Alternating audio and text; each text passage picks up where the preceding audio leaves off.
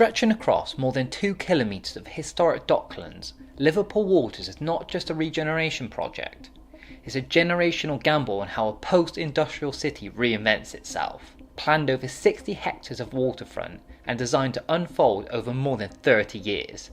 The scheme aims to reconnect North Liverpool to the city centre through housing, offices, leisure and continuous public waterfront.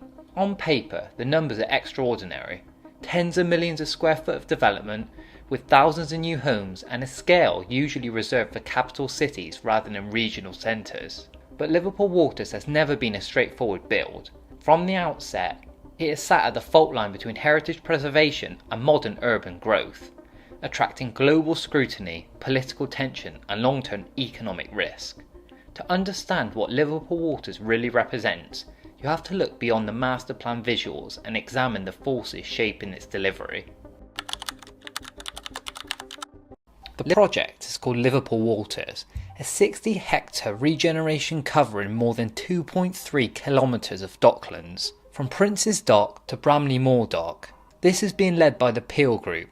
The master plan outlines a 2.5 million square foot of development space across residential, commercial, cultural, leisure and public realm uses. It's designed as a 30-year scheme approved in 2012, with construction phases stretching into the 2040s. At full build-out, the site is expected to deliver thousands of homes, major office districts, hotels, parks and a continuous waterfront promenade linking North Liverpool back to the city's core.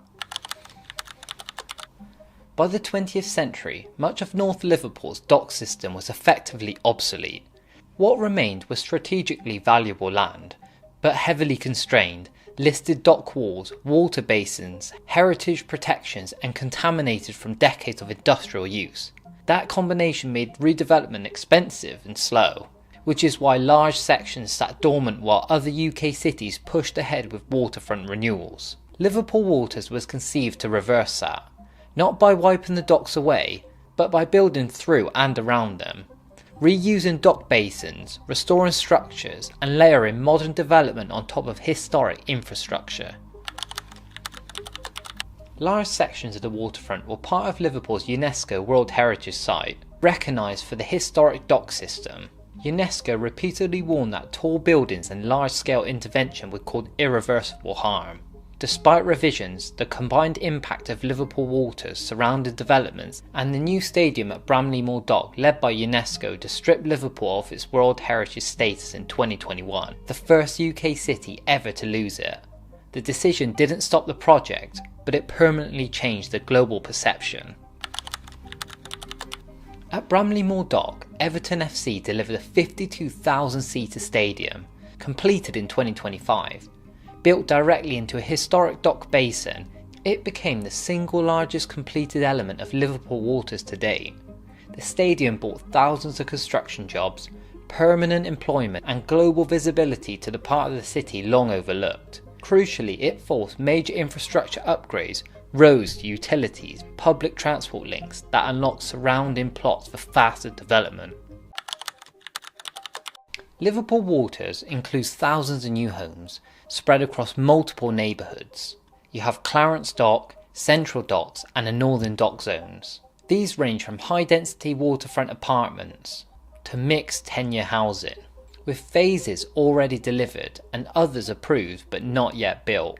The aim is to support a permanent residential population, not just office workers and tourists, anchoring shops, services, schools and transport demand into the area.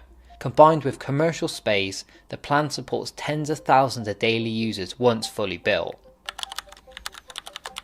Liverpool Waters is structured over 3 decades, meaning economic cycles, political leadership and housing demand, and funding models will all change mid-build. Some plots are complete, others under construction, many still awaiting market conditions to make them viable.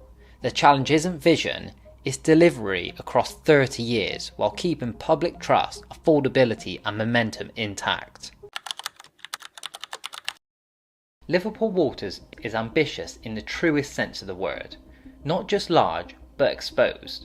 Redeveloping historic docklands at this scale was always going to be difficult, expensive and controversial. Yet doing nothing was never a realistic option for the city with so much strategically valuable land lying dormant. What's impressive is the project didn't attempt to erase the past. Instead, it chose to build through it, accepting complexity rather than avoiding it. That said, ambition alone doesn't guarantee success, and a 30-year timeline means the project won't just be judged by its vision, but by its resilience. Housing demand will fluctuate, office markets will evolve, and political priorities will shift. And public trust will rise and fall depending on what actually gets delivered on the ground. The biggest risk isn't delay, it's fragmentation. Isolated towers without community, phases that stall, or momentum that fades between economic cycles. If Liverpool Waters can sustain delivery, adapt intelligently to changing markets, and prioritise real neighbourhoods over speculative wins, it could become a defining example of long-term urban regeneration done properly. But that outcome depends on consistency, not spectacle. Liverpool Waters has already altered the physical and economic trajectory of the city. Whether the full vision is ever completed or not, entire stretches of Docklands that once symbolised decline are now active construction zones, major destinations and long-term investment sites. Infrastructure upgrades, new transport links and landmark developments have permanently shifted the centre of gravity northwards, extending the city beyond its traditional commercial core. But the most important phase of Liverpool Waters is still ahead. As the project moves beyond its early headline moments, it enters the quieter, harder work of long-term delivery, filling gaps between flagship schemes, sustaining confidence during slower market cycles, and ensuring the area functions as a real piece of the city rather than a collection of individual successful projects. This is where many large regeneration schemes lose coherence, and where Liverpool Waters will ultimately be judged. The challenge now is balance between heritage and density, between residential demand and commercial viability, between attracting global investment and delivering places that work for local communities. Over a 30-year timeline, pressure will mount to adapt the plan, revise ambitions, and deliver in ways that risk undermining the original intent. How those pressures are managed will define whether Liverpool Waters matures into a connected urban district or fragments into isolated pockets of development.